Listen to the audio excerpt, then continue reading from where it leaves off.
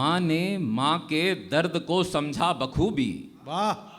माँ ने माँ के दर्द को समझा बखूबी, थे असंभव फैसले पर ले लिए हैं। दो माताओं का जिक्र कर रहा हूं। जब भगवान श्री राम ने लंका पर विजय प्राप्त की तो उनसे लक्ष्मण ने कहा कि प्रभु ये मूल्यवान सोने की लंका हमारी हुई। तब मर्यादा पुरुषोत्तम भगवान श्री राम कहते हैं कि अप स्वर्णमयी लंका नमे लक्ष्मण रोचते, जननी जन्म भूमिश्च स्वर्गादपि गरीयसी। भगवान श्री राम दो चीजों का जिक्र करते हैं, दो माताओं का जिक्र करते हैं, जननी और जन्मभूमि।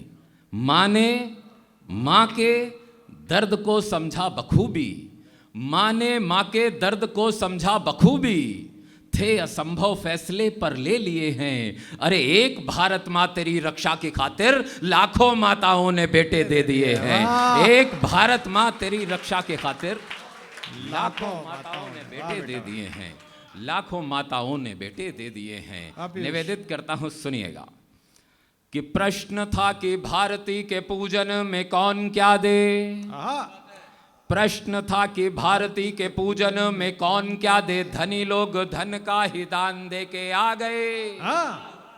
कौन लोग क्या क्या वस्तुएं दे रहे हैं, माता भारती का पूजन हो रहा है, इतनी सी भूमिका है, सुनिएगा कि प्रश्न था कि भारती के पूजन में कौन क्या दे, धनी लोग धन का ही दान दे के आ गए। नेताजी बयान दे के, गायक भी गान दे के, कवि लोग नए प्रतिमान दे के आ गए। नेताजी बयान दे के, गायक भी गान दे के, कवि लोग नए प्रतिमान दे के आ गए। और ज्ञानियों को प्रश्न ये पता चला तो ज्ञानी लोग, ज्ञानियों को प्रश्न ये पता चला तो ज्ञानी लोग वेदों व पुराणों वाला ज्ञान दे के आ गए। कि ज्ञानियों को प्रश्न ये पता चला तो ज्ञानी लोग वेदों व पुराणों वाला ज्ञान दे के आ गए। सीमा पर सैनिकों के पास कुछ भी नहीं था, जान ही बची थी तो वो जान दे के आ गए। जान ही बची थी तो वो बहुत अच्छे, बहुत अच्छे। वाह पीयूष, वाह बेटा, बहुत अच्छे, जीते रहो। सीमा पर सैनिकों के पास कुछ भी नहीं था, जान ही बची थी तो वो जान दे के आ गए। जान ही बची थी तो वो जान दे के आ गए। और ये जान देने का हौसला आता कहां से है? किसी के अंदर ये सामर्थ्य यूं ही नहीं उत्पन्न हो जाता। जब कोई माँ जीजाबाई बनकर के अपने बच्चे को शौर्य की कहानियां अपने दूध में मिला करके पिलाती है, तब वो शिवाजी राजे बन सकता है। सीता, अनुसूया व यशोदा जैसी भावों वाली, ये सब चरित्र आप जानते हैं। वाह। एक उक्ति कही गई हमारे देश में कि यत्र नार्यस्तु पूज्यन्ते रमन्ते तत्र देवता। जहां पर नारियों का आदर होता है, देवता भी वहीं पर निवास करते हैं।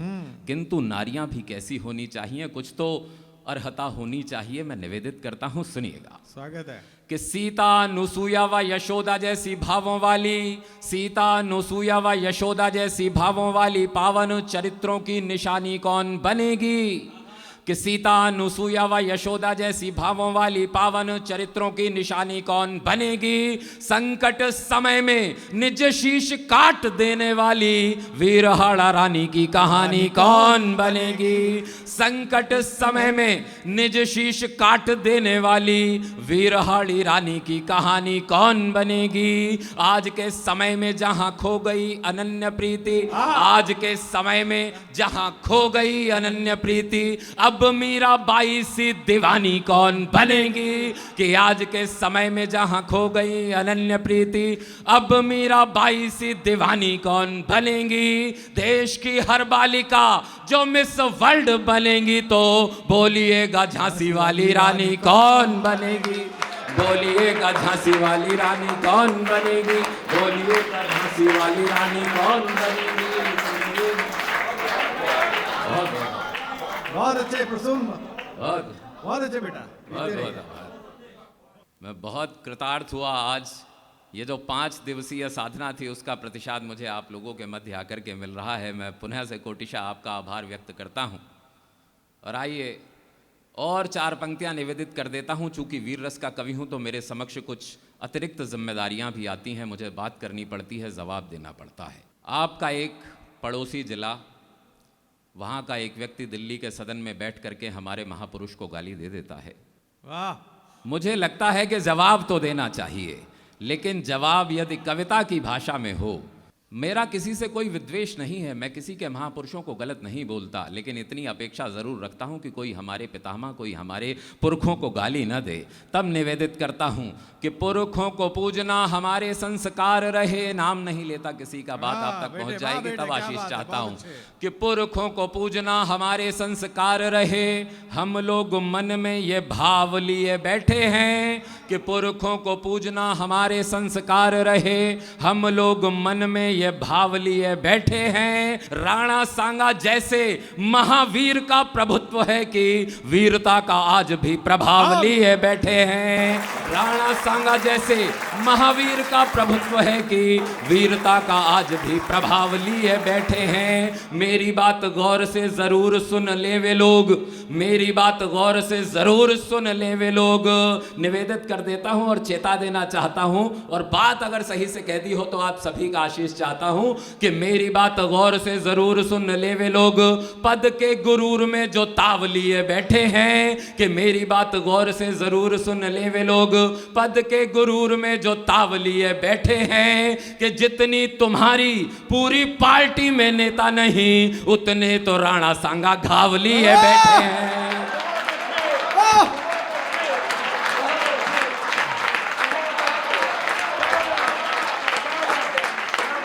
वाह वाह वाह वाह वाह, बहुत अच्छा, आभार आभार वाह वाह वाह वाह वाह, आभार आभार।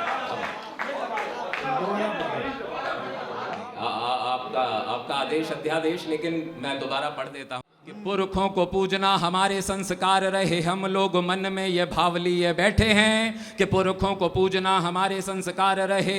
हम लोग मन में ये भाव लिए बैठे हैं। राणा सांगा जैसे महावीर का प्रभुत्व है कि राणा सांगा जैसे महावीर का प्रभुत्व है कि वीरता का आज भी प्रभाव लिए बैठे हैं। राणा सांगा जैसे महावीर का प्रभुत्व है कि वीरता का आज भी प्रभाव लिए बैठे हैं। मेरी बात गौर से जरूर सुन ले वे लोग, मेरी बात गौर से जरूर सुन ले वे लोग।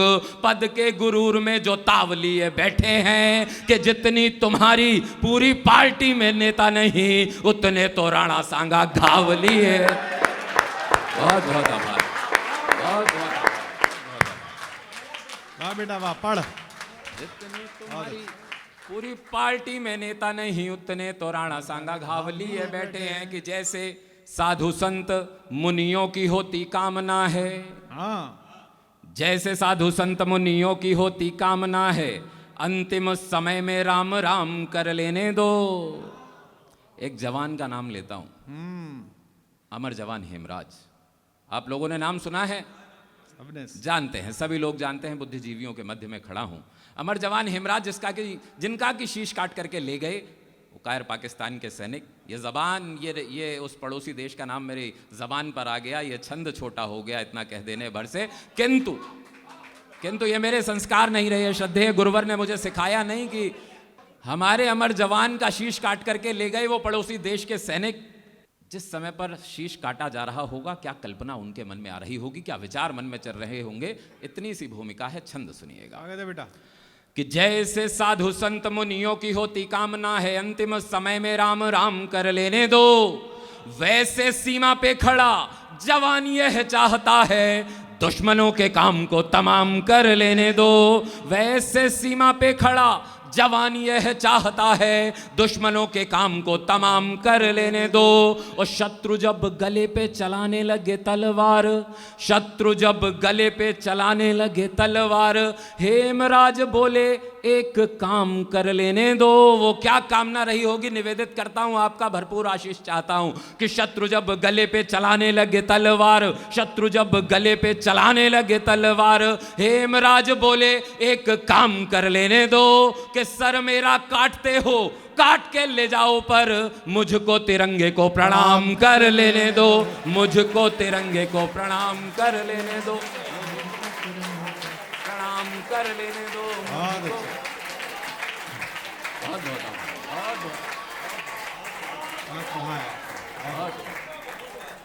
बहुत बहुत बहुत दोस्तों एक बात आपको बता देना चाहता हूं कि जब मैं पाठ्य पुस्तकें पढ़ा करता हूं तब मुझे बड़ा अफसोस होता है। जब मैं कृष्ण भक्ति शाखा को पढ़ता हूं, महाकवि सूरदास को पढ़ता हूं, तो मुझे बड़ा अफसोस होता है कि मैंने महाकवि सूरदास को नहीं देखा। जब मैं निर्गुण आश्रयी धारा पढ़ता हूं तो मुझे बड़ा अफसोस होता है कि मैंने कभी कबीर को नहीं देखा। जब मैं मर्यादा पुरुषोत्तम भगवान श्री राम को पढ़ता हूं तो मुझे बड़ा अफसोस होता है कि मैंने तुलसीदास जी को नहीं देखा। लेकिन दोस्तों एक सौभाग्य पर गर्व भी करता हूं कि मैंने राम रस के सबसे बड़े गायक वर्तमान दौर के मेरे युग कवि डॉक्टर श्रद्धेय कुमार विश्वास जी को मैंने देखा है, उनके चरण स्पर्श किए हैं। इससे बढ़कर के मैं अपना कोई सौभाग्य नहीं मानता। तब मैं 4 पंक्तियां आराध्य मर्यादा पुरुषोत्तम भगवान श्री राम के निमित्त प्रेषित कर देना चाहता हूं। भगवान श्री राम का महाप्रसाद बना। मैंने कारसेवकों से बात की, मैंने कारसेवकों से एक संवाद किया। वो कारसेवक जो इस समय पर स्वयं गोलोकवासी हो गए हैं, मैंने उनसे कल्पना में संवाद किया। कवि होने के नाते एक विशेषाधिकार है कि मैं कल्पना कर सकता हूँ। उसी कल्पना को कविता बनाता हूँ। मैंने संवाद किया और पूछा कि बड़ा नुकसान हो गया तुम लोगों का, तो तुमने भगवान श्री राम के मंदिर निर्माण हेतु कार सेवा करते हुए अपने प्राणों का उत्सर्ग कर दिया, लेकिन मंदिर बनता हुआ देख नहीं पाए।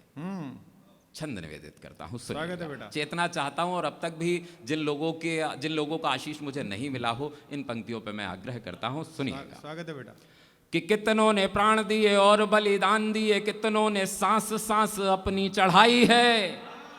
कि कितनों ने प्राण दिए और बलिदान दिए, कितनों ने सांस सांस अपनी चढ़ाई है। कितनों के रक्त से हुआ है अभिषेक, तब जाकर के हमने ये शुभ घड़ी पाई है। कितनों के रक्त से हुआ है अभिषेक, तब जाकर के हमने ये शुभ घड़ी पाई है। मृत्यु के समय पूछा गया कार सेवकों से, मृत्यु के समय पूछा गया कार सेवकों से, हुआ नुकसान जान तुमने गवाई है। कि मृत्यु के समय पूछा गया कार सेवकों से, हुआ नुकसान जान तुमने गवाई है। तो हंसते हुए वे बोले कैसा नुकसान हुआ, राम जी की जिंदगी थी राम पे चढ़ाई है।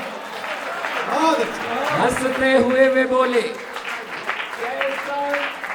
हंसते हुए वे बोले कैसा नुकसान हुआ, राम जी की जिंदगी थी राम पे चढ़ाई है। तेरा तुझको अर्पण की भावना को लेकर के चलने वाले हम लोग। निवेदित कर देता हूं एक छंद और विशेष रूप से। एक प्रश्न आया मेरे मन में। एक दिन मैं मानस जी का पारायण कर रहा था। उस समय एक चौपाई मेरे आंखों के समक्ष गुजरी। जन्म जन्म मुनि जतन कराही, अंत राम कही आवत नाही। आप लोग जानते हैं कि बड़े बड़े ऋषि मुनि जन्म जन्मांतर तक अभ्यास करते रहते हैं, लेकिन अंत समय पे भगवान श्री राम का नाम निकलता नहीं है। तो मेरे मन में ये लगा कि अगर हम सारा जीवन भगवान का नाम जपें और फिर भी अंत समय में भगवान का नाम मिलने की कोई पुष्टि ना हो, कोई गारंटी ना हो, तो हमारा भजन व्यर्थ हो जाएगा। तो मैंने इस प्रश्न को रखा श्रद्धेय डॉक्टर कुमार सर के समक्ष। मैंने कहा सर ऐसे में भजन का फायदा क्या। तो सर ने जो उत्तर दिया उसको मैंने कविता में ढाल लिया।